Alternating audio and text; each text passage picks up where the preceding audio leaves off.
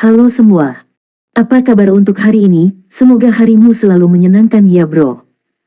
Selamat datang di channel YouTube saya. Tolong dibantu subscribe, like dan share ya, supaya saya terus semangat bikin kontennya. Wakakakak. Reincarnation of the Strongest Sword God, Chapter 1603. Mendengar peringatan Seliora, si Feng dengan patuh mundur dari manik energi.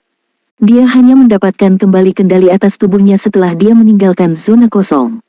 Dia tidak bisa membantu tetapi menatap manik energi dengan kaget. Itu terlalu kuat. Jika dia bisa menggunakan kekuatan ini, menggunakannya di medan perang melawan pemain lain, dia akan menjadi benar-benar tak terkalahkan. Sementara manik energi tidak menekan atribut dasar, itu secara signifikan mengurangi kendali pemain atas tubuh mereka, dan terlepas dari seberapa tinggi atribut pemain, mereka akan menjadi anak yang tidak berdaya ketika mengalami penindasan mental manik energi. Ini bukanlah sesuatu yang bisa kamu tahan dengan kekuatanmu saat ini. Jika Anda mencoba menyentuhnya, Anda akan langsung kehilangan nyawa. Bahkan jika Anda adalah individu yang diberkati surga, masih ada waktu sebelum Anda dapat bangkit, Seliora menjelaskan ketika dia melihat ekspresi tercengang si Feng. Ketiadaan saat disentuh, dan waktu kebangkitan begitu lama. Si Feng tidak bisa menahan rasa ingin tahunya yang semakin besar atas identitas manik-manik itu. Nona Seliora, barang apa ini? Dia telah mendengar tentang banyak item yang dapat membegal pemain saat bersendewa, tetapi dia belum pernah mendengar tentang item yang meningkatkan waktu kebangkitan pemain. Sejauh yang dia tahu, hanya keterampilan tertentu dan NPC tingkat tinggi yang bisa melakukan hal seperti itu. Kemampuan untuk menyerap jiwa pemain adalah salah satu contohnya. Namun, bahkan setelah menggunakan mata maha kuasa pada manik energi, prasasti manik itu masih bertuliskan tidak diketahui. Dia bahkan tidak bisa mendapatkan nama. Ini adalah kristal penghancuran, terbentuk dari kekuatan penghancuran. Tidak hanya dapat menghancurkan materi fisik, tetapi juga dapat menghancurkan jiwa. Jika bahkan seutas kekuatan penghancuran ini menodai jiwa abadi, itu akan membutuhkan waktu lama untuk pulih, Seliora menjelaskan sambil melihat manik hitam yang melayang. Meskipun kristal penghancuran saat ini tidak aktif, bahkan energi lemah yang dipancarkannya berbahaya bagimu. Setelah penjelasannya, Seliora mulai melafalkan mantra, menulis beberapa baris rune dewa di udara saat dia melakukannya. Dalam hitungan detik, rune dewa membungkus kristal penghancuran. Dengan lambaian tangannya, Seliora mengirim kristal yang melayang itu ke si Feng. Kamu bisa menganggap kristal penghancuran ini sebagai hadiah yang tidak terduga. Gunakan itu selama momen penting untuk menyelamatkan hidup Anda, tetapi berhati-hatilah saat melakukannya. Jika tidak ditangani dengan benar, Anda mungkin akan mengorbankan hidup Anda sendiri selama proses tersebut, Seliora dengan serius memperingatkan si Feng.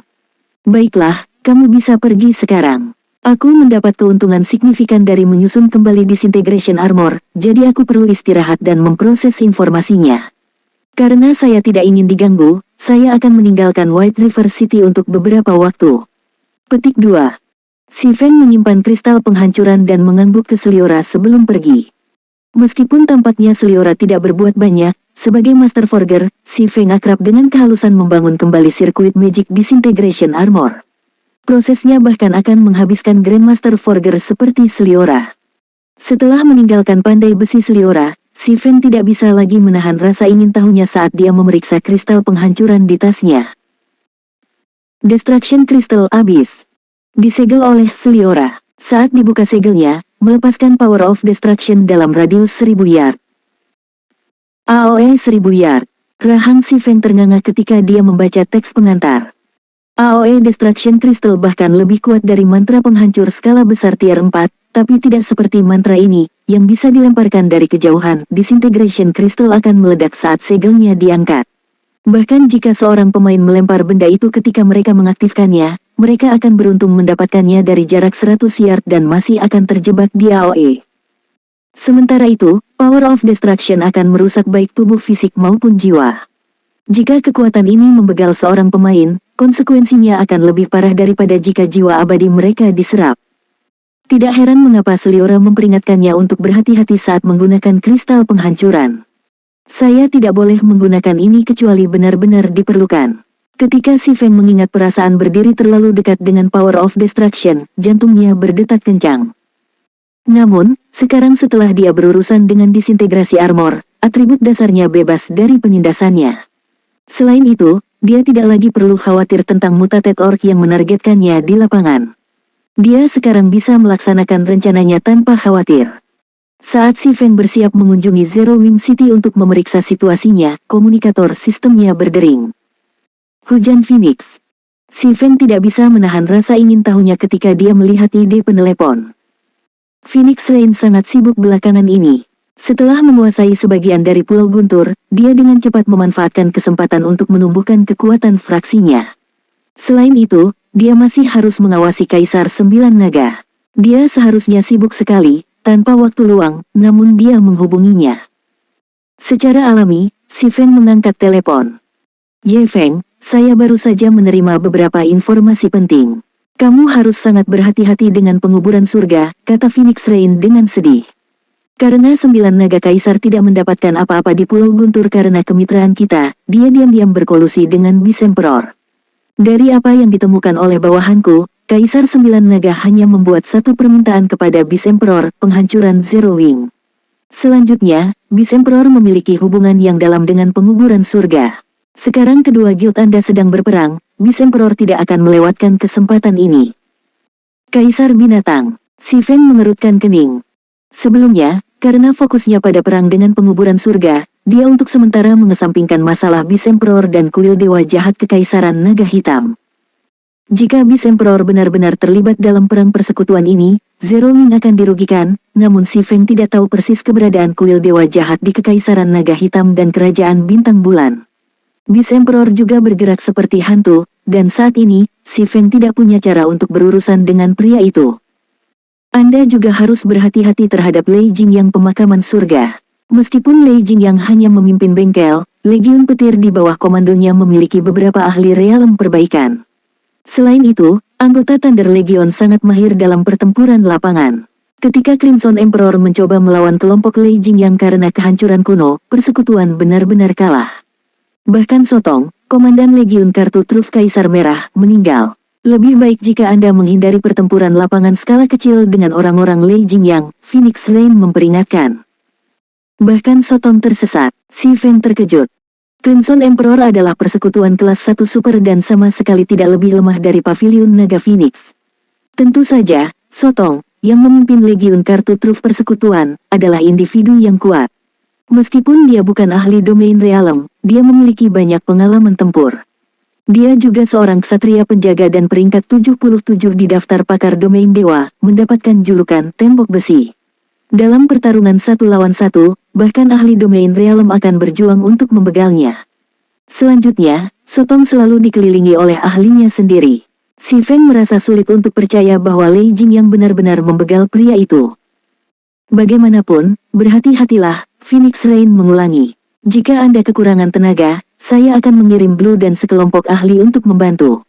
Aku yakin pemakaman surga akan menahan diri dari melakukan sesuatu yang drastis dengan anggota Pavilion Naga Phoenix di sekitarnya. Terima kasih atas tawarannya, tapi kami akan menanganinya sendiri. Bagaimanapun, saya yakin Anda memiliki masalah sendiri untuk ditangani. Aku pernah mendengar bahwa 9 Naga Kaisar telah menyebabkan cukup banyak masalah bagimu akhir-akhir ini, kata Si Feng, tersenyum saat dia menolak tawaran Phoenix Rain. Sementara Heaven's Burial bukanlah musuh yang mudah, Zero Wing juga tidak bisa didorong. Baik, Phoenix Rain menghela napas. Dia merasa Zero Wing terlalu keras kepala. Meskipun Zero Wing telah tumbuh cukup kuat, itu masih bukan tandingan penguburan surga. Selain itu, musuhnya mendapat dukungan dari Blackwater dan Beast Emperor. Jika perang ini tidak ditangani dengan benar, itu mungkin berarti jatuhnya Zero Wing. Setelah Si Feng memutuskan panggilan, dia menghubungi Aqua Rose dan menginstruksikannya untuk mengumpulkan anggota internal persekutuan dan murid-murid dari Dojo Macan Putih di kediaman persekutuan kota Sungai Putih.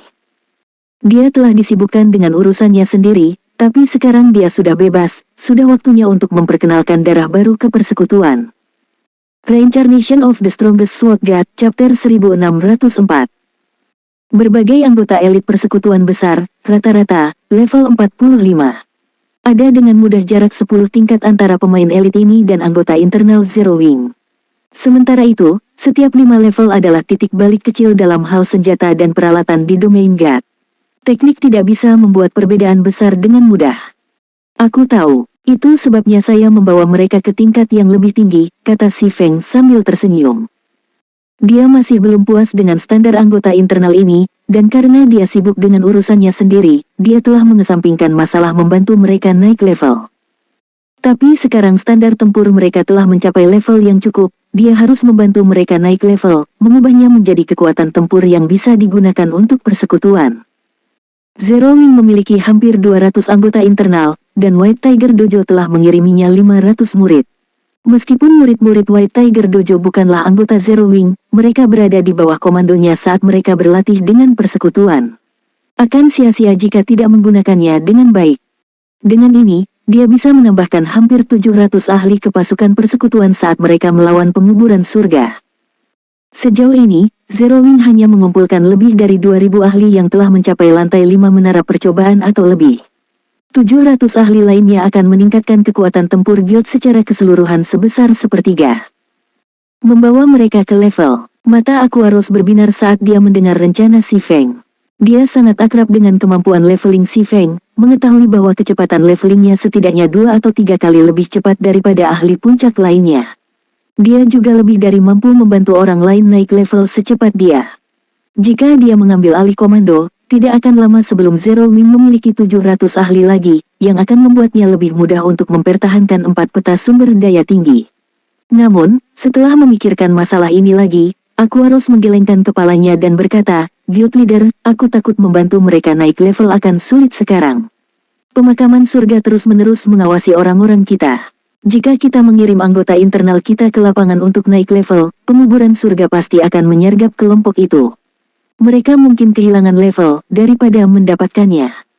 Bersantai, itu hanya benar jika pemakaman surga bisa mengikuti kita, kata si Feng sambil terkekeh.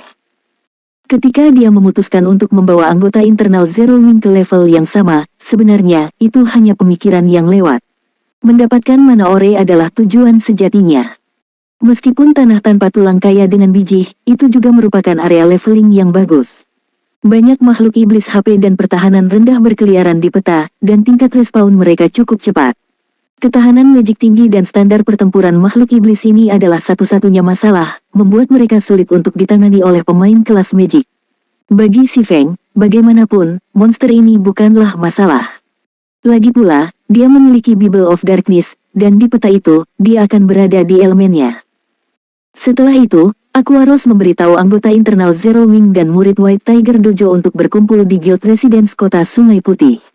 Sementara dia menunggu, si Feng melakukan perjalanan ke firma perdagangan cahaya lilin untuk mengambil beliung sebelum menuju ke kediaman sendiri. Ketika si Feng tiba, kerumunan yang berkumpul diaduk. Mereka tidak pernah mengharapkan pemimpin persekutuan mereka untuk membawa mereka ke level tertinggi, dan untuk sesaat, mereka semua sangat bersemangat. Setiap pemain yang telah memainkan domain Lorne selama beberapa waktu tahu tentang gelar Raja Pedang. Catatan pertempuran si Feng juga terdaftar di daftar ahli domain dewa, dan banyak pemain pendekar telah lama menganalisis catatan ini, menggunakannya sebagai referensi. Si Feng tidak repot-repot membuang waktu dengan kata-kata. Sebagai gantinya, dia menyuruh semua orang menuju ke Teleportation Hall dan melakukan perjalanan ke salah satu kota perbatasan kerajaan Star Moon. Dia kemudian menemukan lokasi yang relatif sepi dan mengaktifkan gerbang spasial. Untuk sampai ke tanah tanpa tulang, seseorang harus melewati lebih dari 10 peta tingkat tinggi. Jika pemain mencoba melakukannya di tunggangan mereka, mereka harus berkendara selama beberapa hari dan akan menghadapi banyak monster level 100+ selama perjalanan. Bahkan si Feng tidak berani menghadapi monster tingkat tinggi seperti itu sekarang, belum lagi pemain lain. Setelah memastikan bahwa semua orang berhasil melewati gerbang tata ruang, si Feng melangkah dan menutupnya. Tak lama setelah kelompok si Feng menghilang ke gerbang tata ruang, beberapa assassin, yang bersembunyi di kejauhan, menampakkan diri. Semua assassin ini memakai emblem Guild Penguburan Surga dan level 47. Mereka juga dilengkapi dengan peralatan Fine Gold dan Dark Gold level 45. Bos, apa yang harus kita lakukan? Mereka pergi menggunakan gerbang teleportasi. Bagaimana kita bisa melacak mereka? Petik 2. Lupakan. Ini di luar kemampuan kita. Mari kita laporkan ini ke atasan. Setelah beberapa assassin mendiskusikan situasi di antara mereka sendiri, mereka kembali ke Singular Burial dan memberitahunya tentang gerbang teleportasi. Gerbang teleportasi tidak mengungkapkan tujuan pemain, dan pemain hanya akan menemukan kemana gerbang itu menuju setelah mereka masuk. Namun, si Feng adalah orang terakhir yang harus dilewati, dan begitu dia masuk, gerbangnya telah menghilang. Mereka tidak punya cara untuk melacak kelompok itu dari Zero Wing. Sepertinya kita telah memojokkan Black Flame.